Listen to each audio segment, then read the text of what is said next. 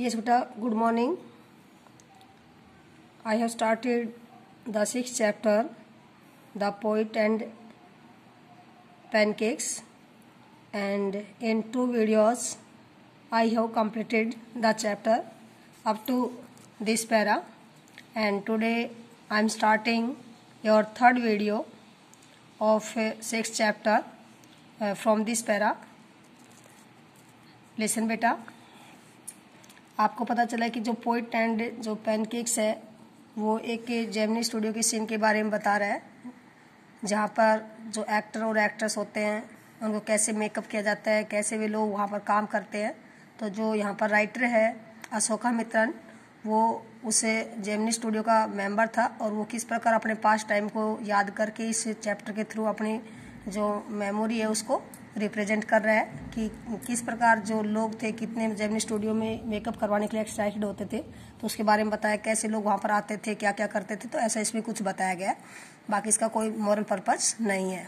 अब आगे से देखेंगे चैप्टर को बेटा, सुनेंगे ध्यान से।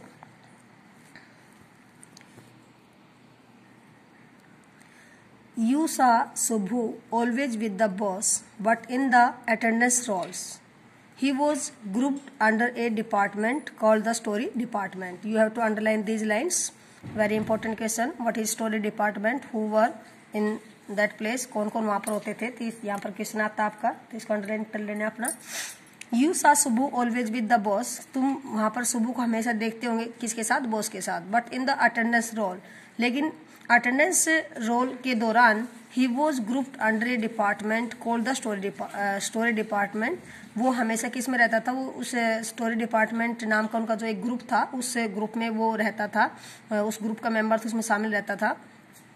Comprising a lawyer, comprising mean having, जिस स्टोरी डिपार्टमेंट के अंदर सिर्फ वहाँ पर मतलब एक्टर और एक्ट्रेस नहीं होते थे, बट कुछ अदर राइटर्स पोइट्स भी होते थे। तो कंप्राइजिंग का मीनिंग होता है यहाँ पर हैविंग, कि कंप्राइजिंग ए लॉयर, वहाँ पर एक लॉयर भी रहता था। And N assembly of writers and poets, वहाँ पर एक असेंबली, इट मीन्स पूरा ग्रुप होता था राइटर्स का और पोइट्स का। और जिस डिपार्टमेंट का नाम क्या था? Story department. तो आप यहाँ पर अंडरलाइन करें ना। The lawyer was also officially known as the legal adviser, और जो लॉयर था उसको किस नाम से जाना जाता था? लीगल एडवाइजर के नाम से जाना जाता था।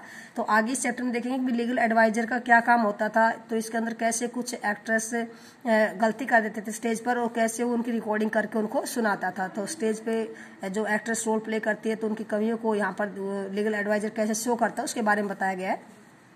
इट मीन्स लीगल एडवाइजर का जो वर्क स्टेज पे क्या होता है उसके बारे में बताया गया है। तो जो वहाँ पर जो लॉयर होते थे उनको लीगल एडवाइजर से भी जाना जाता था। But everybody refer to him as the opposite, लेकिन हर व्यक्ति था वो उससे बिल्कुल ऑपोजिट उसको लाइक करता था। इट मीन्स वो इसके फेवर में नहीं था। एन एक्सट्रीमली टैलेंटेड एक्ट्रेस, यानी कि स्टेज पे एक जो टैलेंटेड जो एक्ट्रेस जो अपना रोल प्ले करती है उसके बारे में बताया जा रहा है।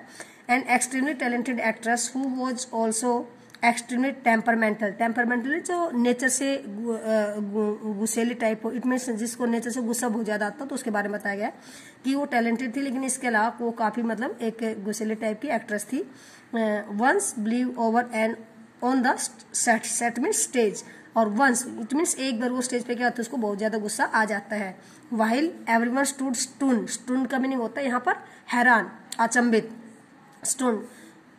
वाइल एवरीवन स्टूड स्टोन, यानी कि जब उसको स्टेज पे गुस्सा आता है तो हर कोई व्यक्ति था वहां पर एकदम हैरानी से खड़ा हुआ था।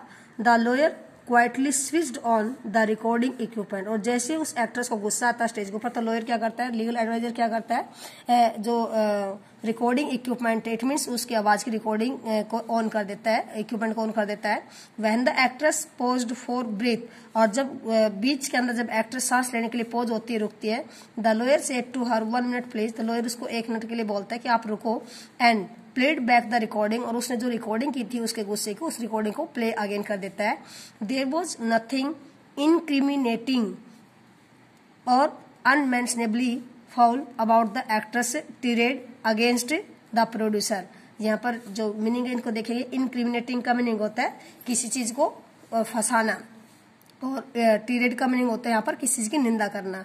It means there was nothing incriminating और अनमेंशनली। इट मीन्स जो जैसे ही वो लीगल एडवाइजर उसकी रिकॉर्डिंग को प्लेबैक करता है तो उस रिकॉर्डिंग के अंदर मतलब ऐसा कुछ एक्टर्स को फंसाने वाली चीज नहीं थी और ऐसी कोई चीज नहीं थी जो जहां पर मेंशन ना किया गया हो। इट मीन्स उसकी सारी बातें पहले से वो बोल चुकी थी स्टेज पर, तो ऐसा उसमें कुछ नहीं था कि उसको फंसाया गया हो।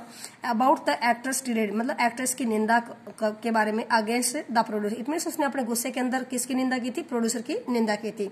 तो इस प्रकार ऐसा उसको फंसाने कोई वो नहीं था क्योंकि उसने खुद उसको किया था। But when she heard her voice again, लेकिन जैसे उस एक्ट्रेस ने अपनी आवाज को दोबारा सुना, थ्रू द साउंड इक्विपमेंट के थ्रू, शी वॉज स्ट्रक डम, वो एकदम क्या होती है? गूंगे की तरह खड़ी रह जाती है। इट मीन्स हैरान हो जाती है। एक girl from the countryside, it means ग्रामीण इलाके से जो एक लड़की, she had not gone through mean होता है यहाँ पर गेट एक्सपीरियंस, जिसने किसी का एक्सपीरियंस ना लिया हो। She had not gone through all the stages of worldly experience. It means वो एक ऐसी लड़की थी जो ग्रामीण इलाके से, जिसने इस प्रकार वर्ल्डली एक्सपीरियंस मीन संसार का कोई एक्सपीरियंस उसने नहीं लिया था कि भी संसार के अंदर कुछ इस टाइप के क्लेवर बंदे भी हो सकते हैं जो आपको बीच के अंदर क्या कर सकते हैं? फंसा सकते हैं। That generally preceded A position of importance and sophistication. It means जो वर्ल्ड का जो एक्सपीरियंस होता है वो आदमी को आगे बढ़ाता है या उसकी इम्पोर्टेंस की पोजीशन को आगे बढ़ाता है और उसको सोफिस्टिकेटेड मतलब उसको सभ्य बनाता है समाज के अंदर। That she had found herself catapulted into, और उस लड़की को एक्सपीरियंस नहीं था इन चीजों के सब के बारे में, इसलिए वो अपने आप को स्टेज के ऊपर कैसा पाती है? कैटअपलेटेड का मीनिंग होता है अपने आप को फंसे हुए पाना, वो अपने आप को वहां पर फंसा हुआ बंधा हुआ पाती है। She never quite recovered from the terror she felt that day, और वो लड़की जब उसने अपनी रिकॉर्डिंग को दोबारा सुना तो वो क्या नहीं होती एकदम, वो अपने उस टेरर से कभी बाहर नहीं निकल पाई। इट मीन्स उस टेरर से कभी बाहर नहीं निकल पाती, वो अत्यधिक डरती है। शी फेल्ट दैट डे, जो टेरर उसने उस दिन महसूस किया था, स्टेज पे महसूस किया था। That was the end of a brief and brilliant acting career, और ये उसका क्या था? उसके एक्टिंग कैरियर का एक छोटा सा मतलब एंड था, एक ब्रिलियंट एंड था। इट मीन्स उसके बाद उसको हटा दिया जाता वहां से। तो ये किसने किया था? लीगल एडवाइजर ने किया था। तो इसके अंदर बताया गया कि किस प्रकार वहां के मेंबर कैसे कैसे काम करते थे। Acting career, the legal adviser who was also a member of the story department. It mean legal adviser और स्टोरी डिपार्टमेंट का एक मेंबर भी था। Had unwittingly brought about the sad end, जिसने अनविटिंग मतलब बिना बुद्धि को यूज, बिना बुद्धिमत्ता से उसने मतलब उसकी कैरियर का एक सैडफुल एंड किया था। While every other member of the department wore a kind of a uniform, और इसके अलावा इट मीन यहाँ पर किसके बारे में बताया? लीगल एडवाइजर ने जो कि उसके बारे में बताया। अब आगे किसके बारे में बताया? जो खादी यूनिफॉर्म कैसे वो पहनते थे उसके बारे में बताया। तो आप इनको भी अंडरलाइन कर लेना बेटा। While every other member of the department wore a kind of uniform, khadi dhoti with a slightly oversized and clumsily tailored white khadi shirt. It means जो डिपार्टमेंट के जो अदर मेंबर्स थे वो खादी टाइप की एक की यूनिफॉर्म को यूज करते थे, जिसका नाम क्या था? खादी, जैसे कि खादी धोती यूज करते थे। With a slightly oversize, slightly mean हल्की सी मतलब बड़ी होना, ओवरसाइज का मतलब बड़ी, slightly oversized and clumsily tailored, क्लम्सली एक भद्दे रूप से टेलर की हुई सिली हुई व्हाइट खादी शर्ट, और उसकी मतलब उस धोती के ऊपर मतलब एक भद्दे ढंग से सिलाई की हुई और थोड़ी सी लंबी साइज की क्या होती थी? उस धोती पर शर्ट होती थी। द लीगल एडवाइजर वोर पैंट्स एंड ए टाई, और जो लीगल एडवाइजर होता था वो क्या पहनता था? पैंट्स और टाई यूज करता था। एंड समटाइम्स ए कोट, और कई बार वो कोट भी डाल लेता था। That looked like a coat of a mill, जो एक डाकिए की तरह उसका कोट दिखाई देता था। Often he looked alone and helpless, और जो लीगल एडवाइजर होता था लगभग वो अकेला दिखाई देता था, हेल्पलेस दिखाई देता था। A man of cold logic, cold logic का मतलब जिसके जो नोशंस, जिसके विचार होते हैं, जिसका कोई मीनिंग नहीं होता है, ठीक है। A man of cold logic in a crowd of dreamers, it means सपने देखने वालों की भीड़ के अंदर जो लीगल एडवाइजर था वो एक मतलब कोल्ड लॉजिक का आदमी दिखाई देता था। इट मीन्स उसके विचार ज्यादा वैल्यूएबल नहीं थे। A neutral man in an assembly of, neutral का मतलब zero point, zero level. A neutral man in an assembly of Gandhites and Khadites, यानी गांधीटीज और खादीटीज की असेंबली के अंदर, उस ग्रुप के अंदर एक जो लीगल एडवाइजर आदमी था उसका जो लेवल था एकदम क्या था? न्यूट्रल था। Like so many of those who were close to the boss, और इस तरह बहुत सारे लोग जो क्लोज बॉस के क्लोज होते थे। ही वॉज अलाउड, ही का मतलब यहाँ पर किसके लिए? लीगल एडवाइजर के लिए यूज किया गया। तो आप इन लाइनों पर स्पेशल ध्यान देंगे भी ही यहाँ पर किसके लिए आया है, दे किसके लिए आया है, कौन किसके बारे में बोला। तो you have to clear all these things. He was allowed to produce a film, it means एक दिन लीगल एडवाइजर क्या दिया मतलब अलाउ किया गया क्या करने के लिए? एक फिल्म को प्रोड्यूस करने के लिए। एंड दो ए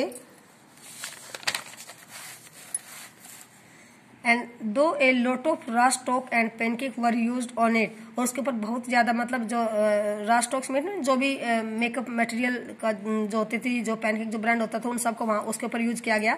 not much came of the film, not much came का मतलब होता है बट जो उसकी फिल्म थी जो उसने प्रोड्यूस की थी वो ज़्यादा सक्सेस नहीं हुई थी।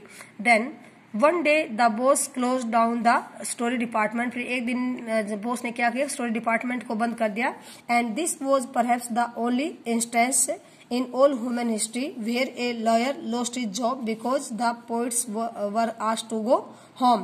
It means the boss closed down the story department, boss ने story department को close कर दिया था। and this was perhaps the only instance, और ये शायद एक ऐसा एग्जाम्पल था in all human history, एक मानवीय इतिहास के अंदर, where a lawyer lost his job, जहाँ पर एक लॉयर ने क्या करता अपनी जॉब को, इट मीन्स लीगल एडवाइजर अपनी जॉब को खो दिया था स्टूडियो से, because the poets were asked to go home, क्योंकि वहां पर सभी पोइट्स को घर जाने के लिए क्या कर दिया गया था, बोल दिया गया था। यस बेटा, I will read the chapter in next video. Thank you and have a nice day.